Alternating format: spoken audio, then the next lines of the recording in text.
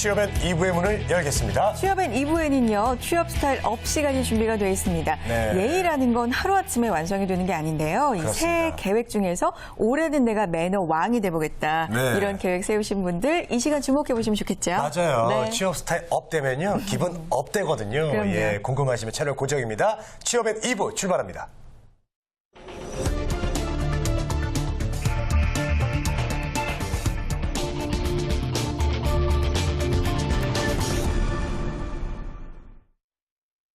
네, 취업 스타일 업 시간입니다. 네. 예라고의 김주리 컨설턴트와 함께하겠습니다. 어서 오세요. 안녕하세요. 어서 오십시오. 반갑습니다. 네, 복 많이 받으세요. 네, 복 많이 받으십시오. 받으세요. 예, 우리 김주리 강사님은 어떻게 저렇게 항상 매너도 좋으시고, 그러게요. 웃음도 항상 화사하시고, 화사하시고. 그리고 갈수록 예뻐지시고. 비결을 한번 듣고 싶어요. 예, 새해는 더 예뻐지실 거예요. 감사합니다.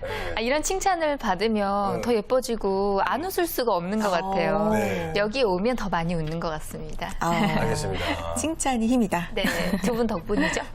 아유, 그렇습니다. 고맙습니다. 네. 서로 칭찬을 많이 해줘야 돼요. 그러게요. 예. 이제 취업엔의 매너 담당 김주리 강사님과 오늘도 함께하도록 하겠습니다. 오늘의 주제 화면 통해서 함께 만나보시죠. 네.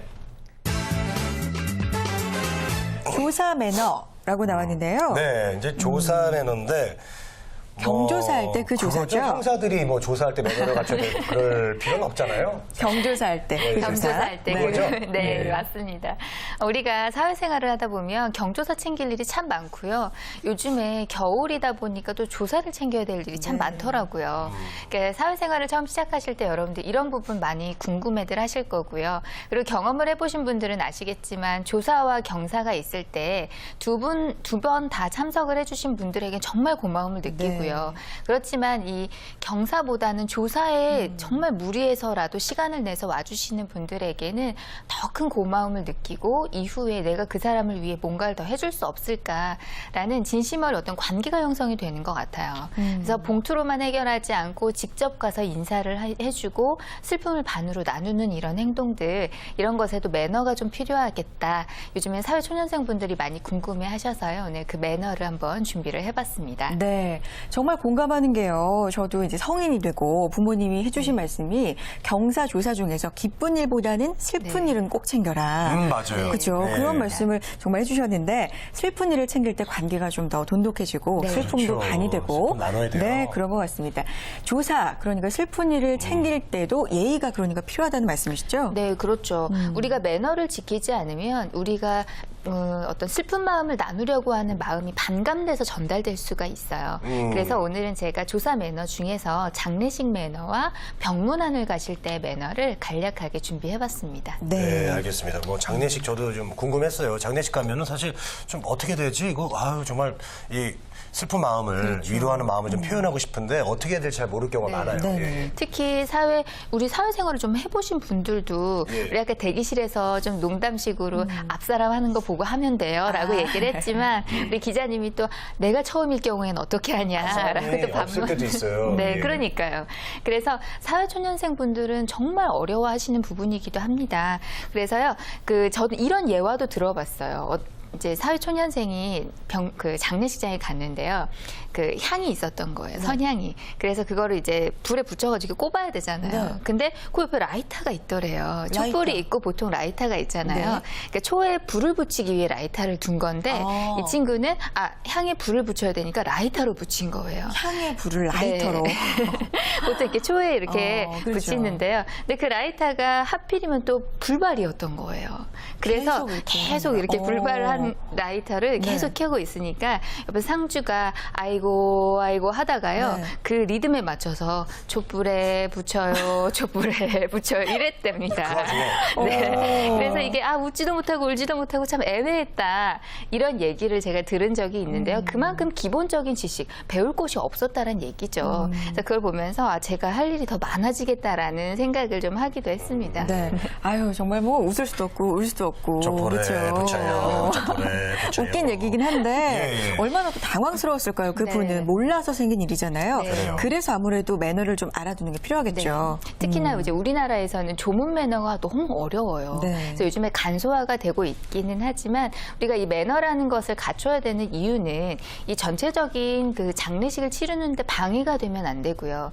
그리고 이 장례를 치르고 있는 그 유족들에게 어려움을 주면 안 되잖아요. 그렇죠. 그렇기 때문에 이제 그런 의미에서 중요한 매너가 있다라는 거, 우리가 간소화가 되기는 했지만 그래도 기본적으로 지키셔야 할 매너에 대해서 오늘 좀 얘기를 해보도록 하겠습니다. 네. 그렇습니다. 매너를 잘 못 지키면 매너리즘에 빠져요.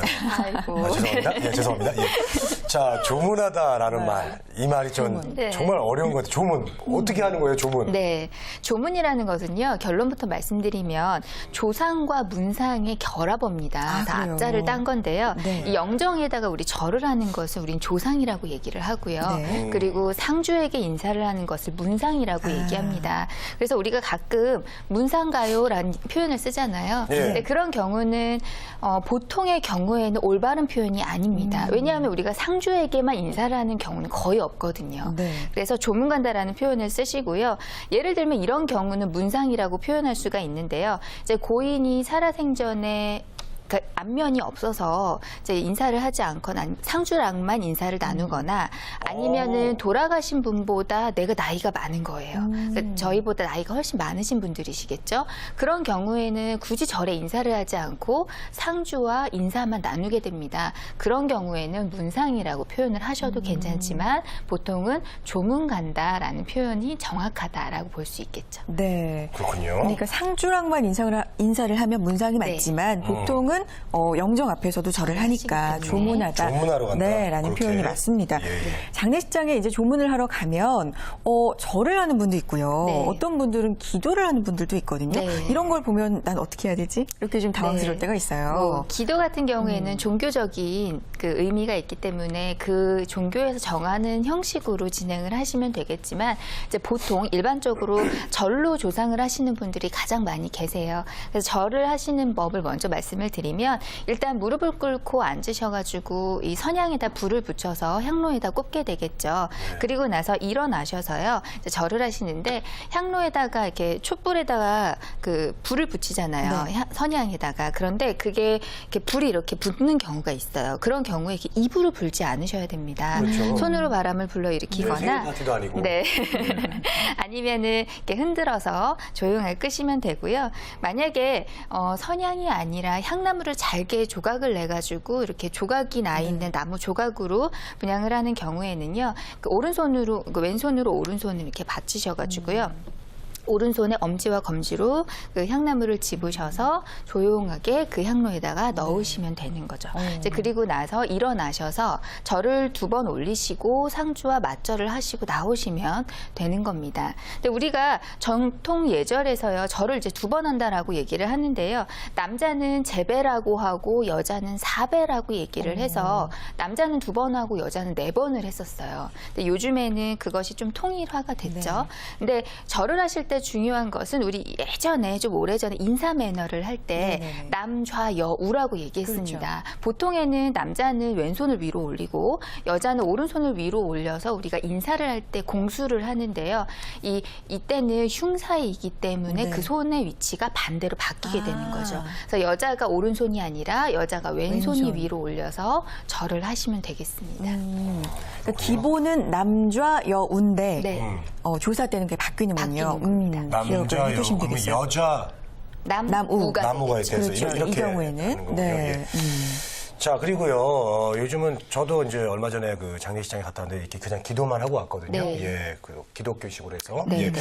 그리고 이제 그 꽃으로 이렇게 조상을 하기도 해요. 네. 이렇게 헌화한다고 하잖아요. 네, 그럴 헌화한다고 경우에는 하죠. 그냥 꽃을 드리고 인사만 하면 되나요? 네, 꽃을 드리고요. 보통 따라오는 것이 묵념이죠. 네네. 그래서 뭐 이제 우리 대기실에서 또 나온 얘기가 짧은 치마를 입고 어쩔 수 없이 가게 됐을 때 어떻게 해야 되냐 이런 얘기가 그렇죠. 나왔었는데 난감해요. 이제 그럴 때도 이제 치마가 너무 짧거나 옷이 불편하거나 몸이 불편하실 경우에 묵념을 서서야죠. 하기도 합니다.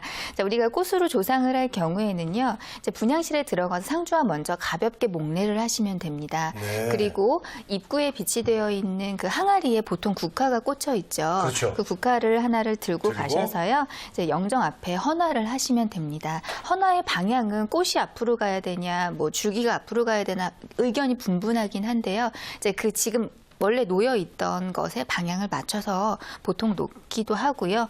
그리고 뒤쪽으로 한 걸음 물러서셔서 그 보통내 정도로 허리를 굽혀서 한번 인사를 하시고 그 다음에 묵념을 하시면 되는 겁니다. 네. 그리고 일어나셔서 상주와 다시 한번 눈인사를 나누시고 나오시면 돼요. 그렇군요. 그래요. 또 가면은 봉투를 내잖아요. 이제 네. 조의금 봉투를 내는데 이것도 좀 헷갈려요. 뭘 써야 되는데 네. 보통은 저는 근조 이렇게 많이 쓰는 걸로 네. 알고 있는데 요즘은 많이 또 그 장례식장 내에서 써 있는 봉투도 많더라고요. 네, 찍혀져 나오는 봉투가 많이 하지만 있죠. 안 그럴 수도 있으니까 일단 네. 알고는 있어야 될 것 같아요. 네, 맞습니다. 조의금 봉투라고 얘기를 하잖아요. 그 조의금 봉투에는 보통 부의라고 많이 쓰여 있고요. 그리고 우리 선혜 씨 말씀대로 근조, 조의, 전의, 그리고 향촉대라고 쓰기도 합니다. 그래서 뭐 향이랑 초를 사는 돈에 보탰어라라는 의미로 향촉대라고 쓰기도 하는데요. 이제 우리가 뭐 이렇게 써 있는 봉투에다가 넣어서 드리는 거 쉽지만 써야 될 경우에는 뭐 한자가 어렵다면 그냥 한글로 쓰셔도 되지만 보통은 한자로 많이 쓰시게 되고 요즘에 인터넷이 많이 발달이 돼서요. 인터넷 보고 한자 정성스럽게 써서 주시면 됩니다. 근데 우리가 그 봉투 안에 단자라고 하는 그 기성 봉투에는 파란 색깔로 이렇게 속지가 되어 있지만 네. 일반 그냥 편지 봉투에 넣어서 드리실 때는요. 돈의 모양이 보이지 않도록 하기 위해서 뭐 A4 용지나 종이 한지를 사용을 해 돈을 이렇게 한번 싸거든요. 아. 싸서 봉투에다 넣게 되는데요. 그걸 우리 단자라고 얘기합니다. 네. 근데 그 단자에는요. 이렇게 쓰시면 안 돼요. 일금 뭐 땡땡 원정 이렇게 쓰시면 영수증 같은 느낌이 그래요. 들잖아요. 우리 아예 금액은 근데 안 쓰지 않아요? 네, 보통? 보통 쓰시는 분들도 있어요. 누군가를 대표해서 오신다거나 아, 예, 예. 이랬을 경우에 그랬을 때는 금 얼마 원 이런 식으로 쓰시면 그 단자에 적합한 형태가 될 수 있습니다. 그래요? 그렇군요. 예, 알겠습니다. 네. 자, 그리고요. 또 이제 그 마음 아프신 분들을 이제 찾아갔으니까 위로의 말을 좀 전해야 되는데 그렇죠. 뭐라고 하는 게 제일 좋을까요? 저는 그냥 힘내세요 이러거든요. 네, 힘내세요라고 하셔도 되고요.